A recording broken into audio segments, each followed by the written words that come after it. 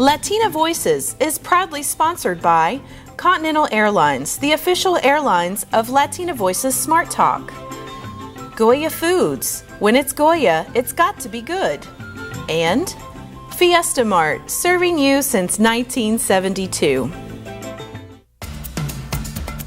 A show about universal topics with a Latina point of view.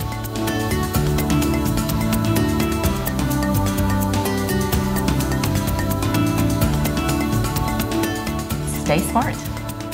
Today on Latina Voices Smart Talk, President and Chancellor Dr. Renu Khator is working hard and succeeding in making the state's third largest university a Tier 1 school and one of the most celebrated curator of Latin American arts in the United States.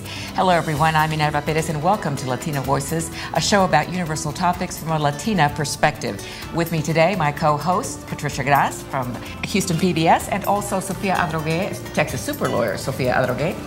We have a very special show today, ladies, so we'll be right back with more.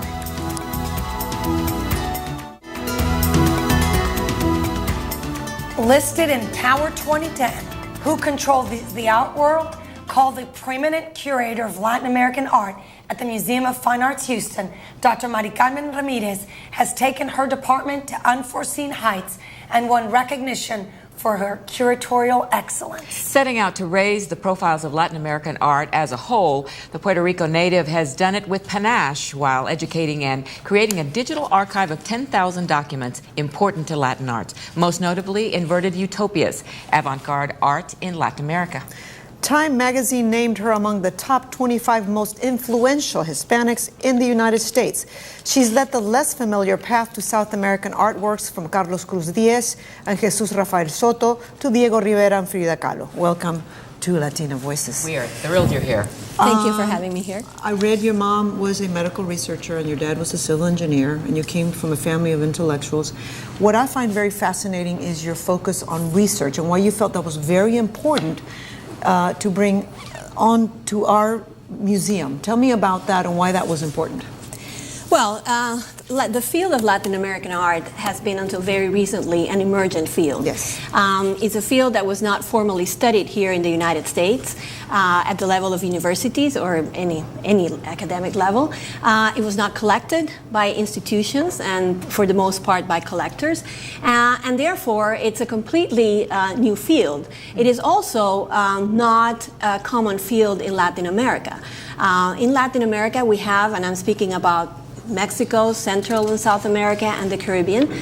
We have more than 20 countries with very important and very rich cultural traditions. But those countries many times don't speak amongst themselves. Mm-hmm. They have more contact with what's happening north, with the United States and Europe than with what is happening with each other. It is not enough to do an exhibition like most museums had been doing for a long time in the United States, where you bring together works and artists from some of these countries and you put them up.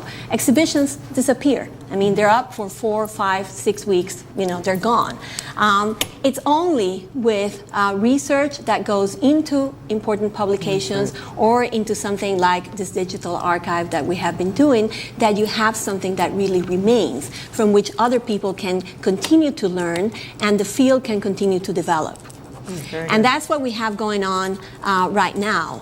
There's been a significant boom in the field. From the time when I began, for instance, 30 years ago, to study art history, when there was not absolutely one person in the United States who could teach Latin American art history, to what we have right now, when there is an incredible demand for people to study Latin American art history, for collectors to buy the art, galleries to sell it, museums to show the art. I mean, there's been an incredible transformation. What has caused this sudden interest in the last 30 years? I mean, it's been around forever. I mean, Latin art has been around for so many centuries. It's been around forever, but there was always a kind of bias against the art of Latin America. art history, as many other things, has always been written from the point of view of Europe or the United States, from the point of view of the powerful countries. And Latin American countries, being part of the third world, had never had access, to those kinds of narratives and to the kinds of power structures, that allow those narratives, to take place. And for many, many years, Latin American artists were looked at as being derivative from European or North American artists. Sort of like the art was kind of like second class. And that's part of the reason, part of it is the fact that Latin American artists have been looking all along. They have studied, they have gone to Europe or to the United States to study, and they have adopted the same languages, of European and North American artists, but they have done something completely different with them because they have taken, those artistic languages and infused them with their local vernacular traditions. And what has come out is a completely, different process, completely different product, which is highly original. But to understand that, you cannot get to that unless you have research in place, unless you have people who are trained in art history, who know the language, who know the culture, who can do the kind of archival work that needs to be done, who can go and mingle with the culture and really bring out, what the specificity of those artisan movements is all about. I think, if I may interrupt, because I just think she's being too humble, and that absolutely what's happened is in the last 10 years, the Latin American department at the Museum of Fine Arts, of which she's the curator and was the impetus for that art department coming to fruition, has done an amazing job, very much in part because of that digital archive. What was done is put together a hodgepodge of fabulous countries, Latin American, South American countries, for all of the world to literally work together, which will culminate in a launching of an amazing website. But it's not just that. She's been humble. Along the way, it's a 13-volume anthology published by Yale University Press that is a compilation of all the research. So now, for instance, you were mentioning before this fabulous purse you have with an image of Frida Kahlo, although that's not a great example because probably a lot of people knew about her. It is an art piece. But it is an art piece. But my point is, you could then now type in, once this goes live, and get a litany of information about her. That's probably not a great sample because probably there was a lot already known about her, but that's the idea. That what we have now also at the museum is 400 major works of art. And what's happened over the years, which is fascinating, as collectors and others have seen across the country that this work actually has value, the prices, I mean, we have really been the result of the prices going up for this art. Now, who would go to the 10,000 documents of digital? Great question. Who would go to find information? Well, our hope is that this archive is going to be available to researchers all over the world, to students from high school students to first-year freshmen going into college who have no idea that this field exists, and they need to write a paper about Frida Kahlo or about Diego Rivera or about any of these people, and they tumble upon this archive and they discover a world unto itself. So collectors, dealers, anyone interested in the field, can have access, because what we're bringing together in this archive is the intellectual foundations that made possible the art. Yeah. The archive is about the writings of artists and curators and critics. It's what we call primary sources. It's not about the interpretation of this art. It's not about the images. It's about what these people were thinking, when they produced a particular, work of art. In 2004, you brought Inverted Utopias, and it just was a milestone, revolutionary. Tell me why you think that happened. And it sounds to me like there was already all this research behind this, and it was a very well thought out project. It was as a Latin American, it was revolutionary for me even, because as you said, we all know about Frida Kahlo and Diego Rivera, but there's so many other people out there that are not well known. Thanks to you and that exhibit, we learned a lot. Well, the problem is that for many years, the Mexican art took the central stage for very obvious reasons because of the proximity, between the United States and Mexico. And we've had in place, Latin American art is a very interesting field because since the early 80s, we have had in place dedicated auction house. The most important auction houses like Sotheby's and Christie's have dedicated specialized auctions to Latin American art, primarily for artists coming from Mexico and some of the other better known artists like Wilfredo Lam or Mata, etc. So we've had a market, sort of like a market in place or a market niche for Latin American art, but that market niche was operating devoid of any relationship to anything else that was happening in this society. So because the art was not being taught, it was not being collected, it was not being, interpreted, and you had this kind of artificial, auction house phenomenon. And that auction house phenomenon was producing, very stereotypical views of what Latin American art was all about. So all of a sudden we have the boom of Frida Kahlo. Frida Kahlo is a fantastic artist. But what happened is that in the absence and in the vacuum, of any other information about this art, Frida Kahlo became the representative of an entire region.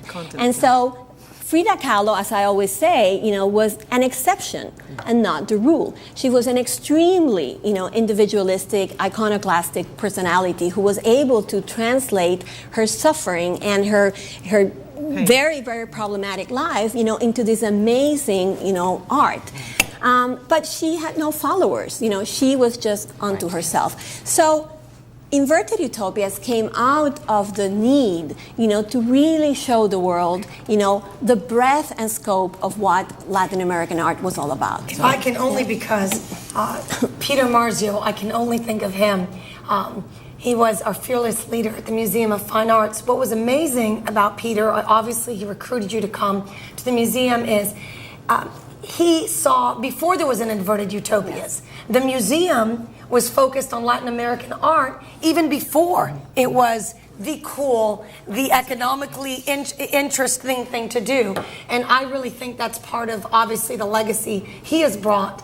And obviously you have been a crusader for this and really put it on the map. Well, I have to tell you that Peter, since the mid-'80s, wanted to do a Department of Latin American Art in Houston. But at that time, the museum was not yet ready. They had to build a new building. They had a number of other things in place. But I knew him since then, and he was wanting to do it because he was a visionary leader. He was passionate about Latin American art, but also because he saw the demographic changes that were happening in the United States. He saw what was happening in Houston, he saw what was happening in Texas, and he knew that institutions in the United States had to sooner or later respond to those changes. And he was very clear about the fact that Houston had to take the lead, and we had to be at the vanguard of that before all the other institutions, tried to catch up. And we are. And posthumously, thank you to Peter Marzio and to you. Thank you, Peter. For what you've done for not just Houston, but for the rest of the United States and the world. Thank you so much for being with us. We are thrilled you could come. And we want to welcome you back some other time. Thank you so much. Talking. It's been great. Thank you so much. And we'll be back right after this. Claiming that student success is the pillar of her administration, University of Houston President and Chancellor Dr. Renu Khator took the reins of the school in 2008. In so doing, our very own Jewel of India became the first foreign-born leader of the second most ethnically diverse research university in the United States. Since she took over in her dual position, Dr. Khator has increased funding and student population significantly for her university.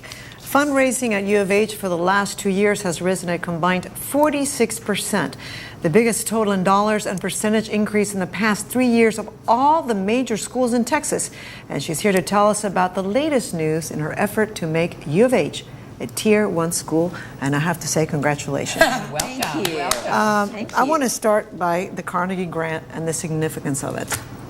Well, Carnegie Foundation designates universities and classifies them as the top list or the next list and so on. They used to call these lists as Tier 1, Tier 2, Tier 3, Tier 4 until 2005. And they did do this once in 5 years. So their report just came out, 2010 report. And, congratulations to Houston and to Texas, everybody. We made the top list, which is a Tier 1 list. So now University of Houston is one of 3 Carnegie designated Tier 1 universities in Texas. It's UT Austin, Texas A&M, and the University of Houston. What does this mean? It means that the community can expect the university to contribute in terms of bringing more federal dollars, and every single federal dollar that comes to the university brings in $18 worth of regional economic impact. Wow. Community can expect more intellectual ideas, more talented faculty to come in here and be part of this great community. Students can expect that their diploma will be known better throughout the nation. They don't have to explain what University of Houston is. All they have to say is it's Carnegie designated Tier 1 university, and that's all.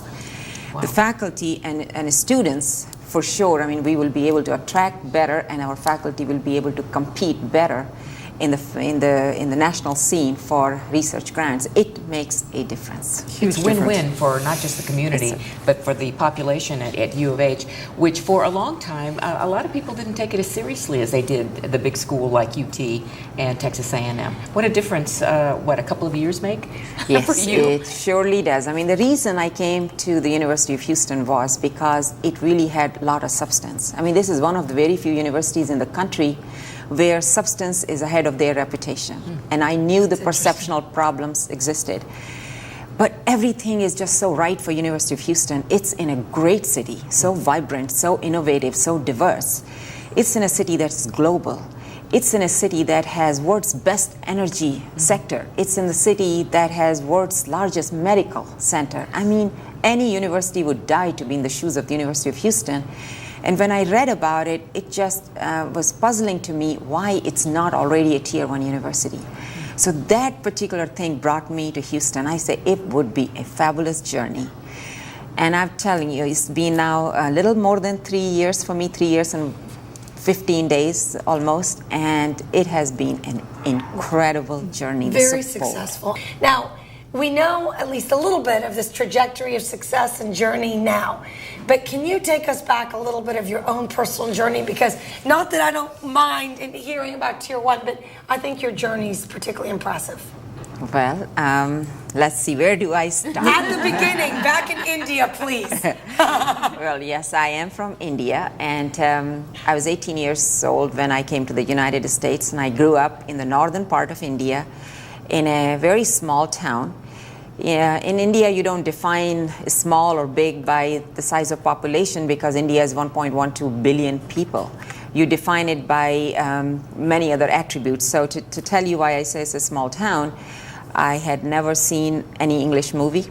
We had no television at that time. I had no English exposure, so to speak. I just took English just like you would do in Spanish, taking 2 years of Spanish, for instance.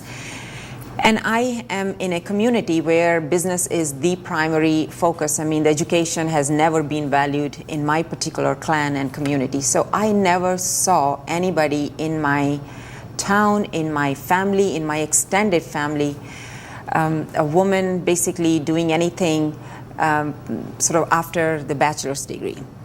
I went to an all-girls elementary school, an all-girls high school, and an all-girls college. And I was able to go to college because just a year before I graduated from high school, this town opened an all-girls college, because otherwise I don't think my family was prepared to send me away. Wow. And when I finished college, I was 18 years old, and I said, now I want to go and do my master's. And my dad said that, he can't send me away, so the only option is postal. I said I didn't want to do postal. I really wanted to do master's because my dream in life was always, I don't know why, I can't explain to myself, was to get the highest educational degree possible. I loved studies, I loved education. I mean, it was just books were my great friends. So my dad said he wasn't going to send, and I decided I was just going to protest, and it wasn't helping me. And then I got a letter, a scholarship from Government of India, that they gave out 16 merit scholarships nationwide to say I could go to any university of my choice. I wanted to go. So I had to go to my dad and say, Dad, even the government thinks I'm good enough for education. And then we had a little more debate and arguments and protests, and finally my dad agreed to send me. So I went to the university where top leaders have been educated, like Indira Gandhi and like Nehru, and that's my university. That's where I went because I wanted to do my education in political science. So I thought that, okay, I have won the war. Now I can go and do my education. But you know what? Things were designed to be different. 9 months later, I had chauffeur come, and he said that your mom, is sick, so you're wanted home. So I just packed my bag and came home. When I came home, all the preparations were made for my arranged marriage. My surprise possible would-be husband, his sister, his cousin, and his mother were at home, having been invited by my father. And I threw a fit, and I said, I'm only 18 years old, I want to study, and why are you doing this to me now? And my mom said, well, it's okay, it takes generally 2-3 years before we can actually find the right fit for you. So your dad have invited these people, just go in there for half an hour and talk to them, and that's it, then you can go back. So I went in, and 2 families sitting, 12 members, and I go in, and they just ask you some questions. You're supposed to know the answers, like how many brothers, sisters you have, what are you studying? And after 29 minutes, my mother just indicated, and I walked out of the room, and I thought, okay, that's it. Well, 3 hours later, my mom says, they are saying yes, so he wants to get married. And he was studying here in America at Purdue University. You had no say-so in the matter. We're all visibly stunned. So he was doing his PhD at Purdue University, and my mom said, well, he's ready for wedding. I said, well, you told me it will take 2 years. She said, well, I think your dad thinks this is a good fit for you, and he's willing, so I think this is it. And then my would-be husband must have asked my dad to say, I'm okay, but please ask your daughter, which I still, till this day, think that he was a really great guy to do that because he didn't need to. So my dad asked my mom, go and ask her. And my mom comes to me and says, well, he wants to know if you agree. And I said, no, absolutely not. No way. And she goes out and tells my dad, she's fine. No. And my dad goes and says, yeah, everything is okay. 3 hours later, I was engaged. Oh. And 10 days later, I was married. And another week, I was in West Lafayette, Indiana, where my husband was going for education. I had no knowledge of English. I just had some grammar, just like I told you, having taken 2 years of Spanish kind. Yeah. And here I was in a country I didn't know anything, with the person I had never met before, and that's where I had to pick up the pieces. And I told my husband that my dream has always been I wanted education. And he said, well, I want education for you too. You do what you want to do, and I'll support you always.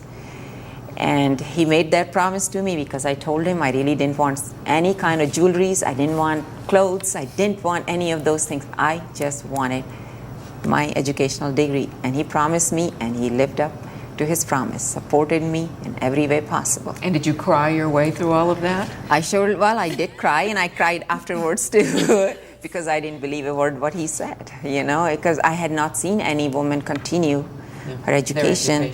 I thought this is just words. And a master's and a PhD. Well, then he took me to the graduate advisor at Purdue University, and he was translating, and I was wearing my sari and all my 5 symbols of, being a married woman in India that women were supposed to wear from my traditional background. And my husband said, she wants to admission for master's. And he said, well, you're 18 years old. And he sees I can't speak any English, and he said, well, I think you should do undergraduate degree. And I said, no, I've already finished my undergraduate. I want to get in master's. And then in order to get rid of me, he said, okay, I'll let you just sit in 2 classes, audit it. We'll figure it out after the semester is over, because he thought he'll never see me again. And, Amazing. That one semester was the hardest I worked in my life. I watched 8 hours of television a day. I know every episode of I Love Lucy, Andy Griffith, and Dick Van Dyke. I can tell you because I needed to learn how to say English. I wrote 8 drafts of every single paper that was given. I read every chapter 5 times just so that I can survive. But by the time semester was over, I not only got both A's, I had the highest marks in the class. And that's it. It's very strange, but you have left us speechless. Yeah, I know. We have It's the first time in the history of our show. And because she has daughters that we have to hear about, she has to come back. Because the story is riveting, and it's not done. It's not done. Sorry. And we want to congratulate you, Thank you. so Congratulations. much for your accomplishments in such a short time. You've Thank done you. wonderful things, obviously, for the University of Houston. Well, and really a role model. Can you imagine? It's not just for your age. I know. I mean, she is a role model. Can you imagine? stand for all of us. Well, that's why she Thank got you. the Jewel of India recognition. Now I feel very honored and very humbled to be at U of H and to be in Houston. This has been an incredible community. I mean, I just don't think I could have found ever any better place. So Thank you. We are honored that you're part of us. Part of us. Thank you so Thank much. you. Thank you. And we'd like to thank you for being with us, and also we'll be back with a little bit more.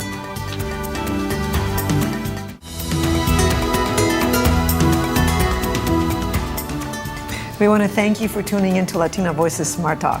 And we'll be back next time with more thought-provoking topics and sure to entice your interest. Until next time, I'm Minerva Perez. In behalf of the Latina Voices team, we thank you for being with us. We hope to see you next time here on Latina Voices. But until then, join us on Facebook and latinavoices.com.